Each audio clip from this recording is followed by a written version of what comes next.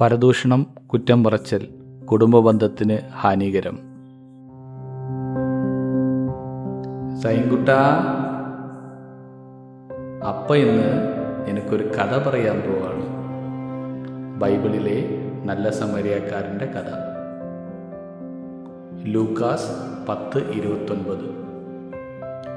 എന്നാൽ അവൻ തന്നെ തന്നെ നീതീകരിക്കാൻ ആഗ്രഹിച്ച് യേശുവിനോട് ചോദിച്ചു, ആരാണ് എൻ്റെ അയൽക്കാരൻ?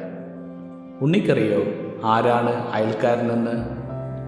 ഒരിടത്ത് 8 വയസ്സിൽ അപ്പനും 19 വയസ്സിൽ അമ്മയും നഷ്ടപ്പെട്ട ഒരു കുട്ടി ഉണ്ടായിരുന്നു. ബന്ധുക്കളും നാട്ടുകാരും പരസ്പരം ചോദിച്ചു, അപ്പനും അമ്മയും ഇല്ലാത്ത ഇവൻ്റെ ഭാവി എന്താകുമോ? എന്നാൽ അവന് ഒരു സങ്കടവും തോന്നിയില്ല. കാരണം അപ്പനേക്കാൾ സ്നേഹിക്കാൻ ജോർജേട്ടനും അമ്മയേക്കാൾ സ്നേഹിക്കാൻ മേഘി ചേച്ചിയും ഉള്ളപ്പോൾ അവന് എന്ത് സങ്കടം? ചോദിക്കുന്നതിന് മുമ്പേ ആഹാരം, മേൽതരം പഠിപ്പ്, രോഗാവസ്ഥയിൽ ശുശ്രൂഷ, എന്തു വന്നാലും രക്ഷിക്കാൻ ചേട്ടനും ചേച്ചിയും ഉള്ളപ്പോൾ അവന് എല്ലാം നേട്ടം. ഒന്നുമില്ലായ്മയിൽ നിന്നും കൈപിടിച്ച സ്നേഹം, വല്ലായ്മകൾ കണ്ടിട്ടും നെഞ്ചോട് ചേർക്കുന്ന സ്നേഹം. വർഷങ്ങൾ കടന്നുപോയി. അവർ സ്നേഹിച്ചതുപോലെയും അവർ സംരക്ഷിച്ചതുപോലെയും അവനെ സ്നേഹിക്കാനും സംരക്ഷിക്കാനും വേണ്ടി ദൈവം അവന് വേണ്ടി സൃഷ്ടിച്ച ആ മാലാഖയെ അവർ കണ്ടെത്തി. അവളുടെ കൈകളിലേക്ക് അവനെ ഏൽപ്പിച്ചു. അന്നു മുതൽ അവൻ്റെ സന്തോഷത്തിന് കാരണമായും ദുഃഖത്തിൽ ആശ്വാസമായും അപ്പനായും അമ്മയായും ഭാര്യയായും ആശാനായും അങ്ങനെ എല്ലാവുമായി അവൾ. സന്തുഷ്ടരായിരുന്ന അവർക്ക് ദൈവം ഒരു സങ്കടം തന്നു, വലിയൊരു സങ്കടം. ഓരോ മാസവും സങ്കടം സന്തോഷമാകുമെന്ന് പ്രതീക്ഷിച്ചിരുന്നു. എന്നാൽ മാസങ്ങൾ വർഷങ്ങളായി. സങ്കടം ജീവിതത്തിലെ ഒരു ഭാഗമായി. പകർച്ചരോഗം പോലെ അവരെ സ്നേഹിച്ചവരെയെല്ലാം ആ സങ്കടം വേദനിപ്പിച്ചു. ആ സങ്കടം സന്തോഷമാകുന്നതിനു മുമ്പേ അവൻ്റെ ബലമായിരുന്ന ചേട്ടനും അവളുടെ ആശ്രയമായിരുന്ന അമ്മയും ദൈവത്തോട് നേരിട്ടപേക്ഷിക്കാൻ ഈ ലോകം വിട്ടുപോയി.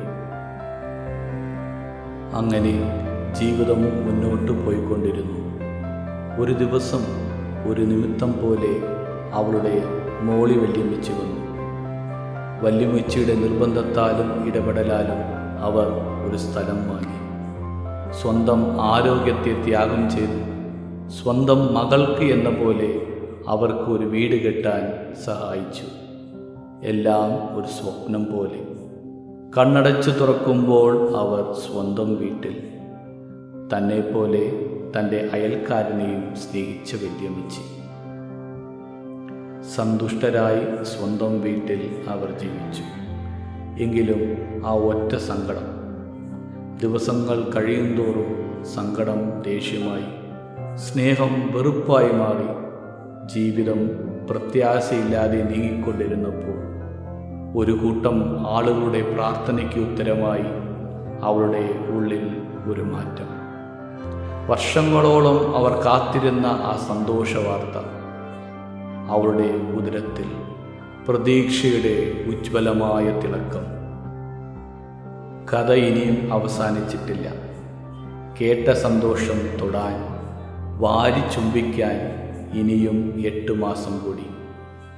ജോസഫ് ഗർഭിണിയായ ഭാര്യയെ ബത്ലഹേമിലേക്ക് കൂട്ടിക്കൊണ്ടുപോയതുപോലെ ഗർഭിണിയായ തൻ്റെ ഭാര്യയെ കൂടെ 200 കിലോമീറ്റർ അകലെയുള്ള സബൈൻ ഹോസ്പിറ്റലിലേക്ക് യാത്ര.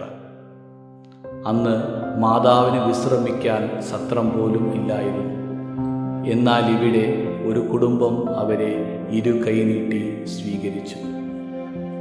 കുടുംബത്തിൽ ഒരാളായി അവളെ സ്വന്തം മകളായി ഏറ്റെടുത്തു മേരിയമ്മയും കുടുംബവും. അവർ അവളെ ചിരിപ്പിച്ചു, സന്തോഷിപ്പിച്ചു, ശുശ്രൂഷിച്ചു, ബലപ്പെടുത്തി. പ്രസവ സമയമായി. ഗർഭിണിയായ ആ പെൺകുട്ടിക്ക് വേണ്ടി മേരിയമ്മ സ്വന്തം കുടുംബം മാറ്റിവെച്ചു. വേദനയുടെയും സന്തോഷത്തിൻ്റെയും കണ്ണുനീർക്കിടയിൽ അവൾ ഒരു ആൺകുട്ടിക്ക് ജന്മം നൽകി. ആ ചെറുപ്പക്കാരിയായ അമ്മ നിറഞ്ഞൊഴുകുന്ന കണ്ണുനീരോടെ അവളുടെ ഹൃദയത്തിൽ ഇങ്ങനെ എഴുതി: രക്തബന്ധങ്ങളുടെ അതിരുകൾക്കപ്പുറത്തുള്ള സ്നേഹത്തിൻ്റെയും ത്യാഗത്തിൻ്റെയും ഒരു കഥയുണ്ട്. എനിക്ക് അമ്മയില്ല, എന്നിട്ടും ഞാൻ അമ്മയില്ലാത്തവളല്ല. കാരണം എൻ്റെ മേരിമയുടെ ഹൃദയത്തിൽ ഞാൻ ആശ്വാസവും അചഞ്ചലമായ പിന്തുണയും കണ്ടെത്തി. അത് എൻ്റെ പ്രസവ സമയമായിരുന്നു. സന്തോഷവും ആശങ്കയും നിറഞ്ഞ ഒരു നിമിഷം. വേദനയുടെ തിരമാലകൾ എന്നെ അലട്ടിയപ്പോൾ അവൾ എൻ്റെ അരികിൽ നിന്നു. അവൾ സ്വന്തം ആകുലതകളും ഉത്തരവാദിത്തങ്ങളും മാറ്റിവെച്ചു. ഒരു അമ്മയുടെ സ്നേഹം മാത്രം നൽകുന്ന ആർദ്ര ഹൃദയത്തോടെ എൻ്റെ എല്ലാ ആവശ്യങ്ങളിലും പരിചരിച്ചു.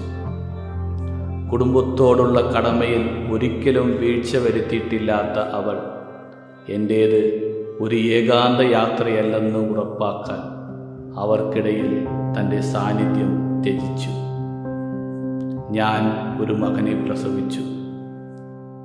അവൻ്റെ ചെറിയ രൂപത്തിൽ അവളുടെ ത്യാഗത്തിൻ്റെ പരിസമാപ്തി, അവളുടെ സ്നേഹത്തിൻ്റെ മൂർത്തിഭാവം ഞാൻ കണ്ടു.